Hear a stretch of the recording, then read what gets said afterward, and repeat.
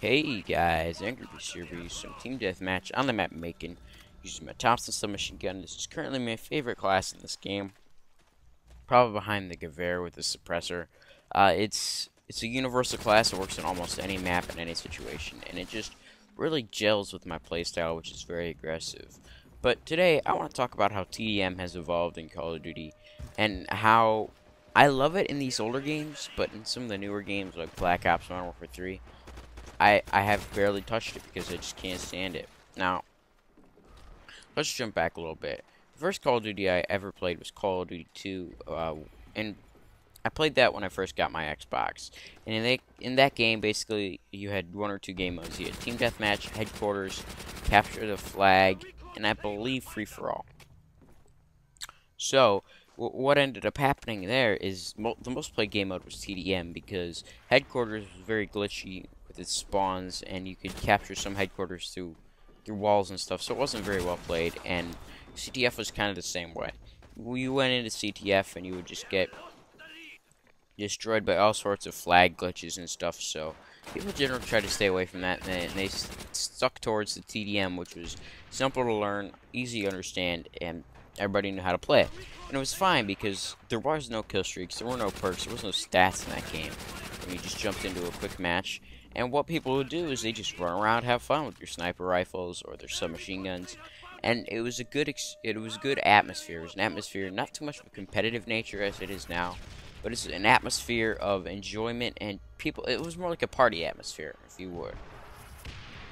Now let's jump over to Call of Duty 4. Call of Duty 4 revolutionized it altogether. It added way more game types than we'd ever previously seen in Call of Duty, and also added kill streaks and perks to the game. Now, in my opinion, those slowed the game down a bit more, but it was okay. People started playing a little bit more defensively, learned how to use their cover more effectively, and especially with the addition of the sprint feature, it not only helped slow the game down, but also sped it up in points too. And one thing that was lacking in Call of Duty 2 was the ability to sprint, so once people got to a position of advantage, it was difficult for them to move around the map without getting instantly sniped. So, Call of Duty 4 really revolutionized it, and it wasn't necessarily an all good and all bad way, but it started to shape it towards what it is now. I enjoy TDM in Call of Duty 4, but personally speaking, I didn't play it as much as I did Domination, because that was a game mode that just intrigued me, coming from a Battlefield 1942 perspective, playing on an always Conquest 64-man server. You know, you just end up loving the control points game modes. So, in Call of Duty 4, Team Deathmatch was good. I played it quite frequently, but it just wasn't up to par with some of the other game modes that I really enjoyed, like Domination and Capture the Flag. No, not Capture the Flag, sorry, Headquarters. I really liked Headquarters in Call of Duty 4. Now, let's fast forward to World at War here. Things slowed down a little bit more, but it wasn't for the worse. Things slowed down because people started learning how to quickscope, how to snipe, and it ended up being where you had half the people running around with the MP40 submachine guns, which was great. It really sped the game up when you have people just running around like that. That's awesome. You need people like that. But the other people you have are people you'll see later on in this game. They'll sit up in the little corners of the map, and this is the game that really got them started.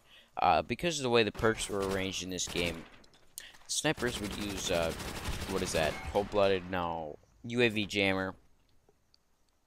Bandolier. Or, no, Bouncing Betties, UAV jammer, and dead silence. So that led to a little bit more defensive gameplay, but it wasn't too much of an issue. It was mostly the snipers and riflemen, which were few and far between, considering the fact that the most used weapon was the MP40 by far. So it did slow down the game a bit, but it wasn't super noticeable. Now, things took a huge change for the worse when you jump over to Modern Warfare 2. Personally, what I think happened is the customizable kill streaks came into the game, and I think that kind of ruined the TDM atmosphere.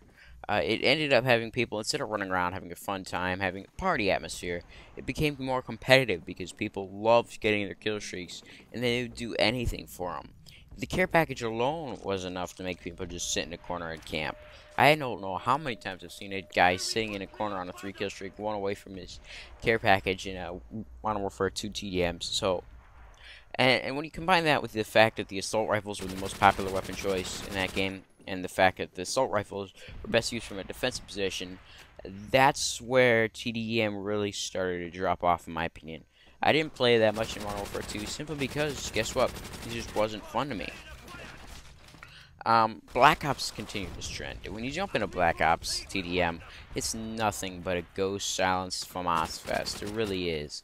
The submachine guns were so bad in Black Ops that it really wasn't conducive to rushing in any way, shape, or form.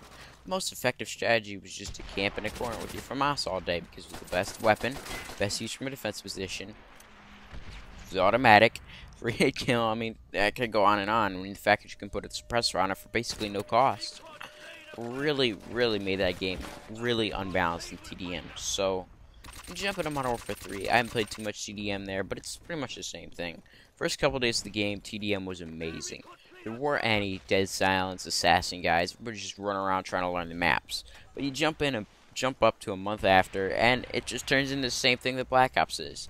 Everybody runs dead silence, and assassin sits in a corner, and it just doesn't gel for what I think TDM should be. I'd really love to see game mode like TDM Express. Modern Warfare 2 is pretty cool, but I'd love to see it with some changes. My idea of a TDM Express would be a TDM where you obviously have the lower timer between lobbies, because I love that about TDM Express. No assassin, actually no perks at all, and no kill streaks. I want to go back to the Call of Duty 2 idea. There is bare bones and TDM, but what I think bare bones lacks is players. There's not too many people playing, which is unfortunate. So I may jump into that eventually, but I haven't played Call of Duty in about 2 or 3 weeks. I'm kind of doing some school stuff, so yeah, I haven't played Call of Duty in a while, and I may jump into some bare bones because I just love the thought of being able to dominate someone with my gun. I mean, kill streaks are great, and they're a lot of fun in a domination setup where it's all about dominating, but in a team deathmatch, it should be man versus man, gun versus gun. But the gameplay is winding down. It's being a 27 out of 10 with the Thompson submachine gun. Hope you guys enjoyed. Hanger Beast, I'm signing out. Catch you guys.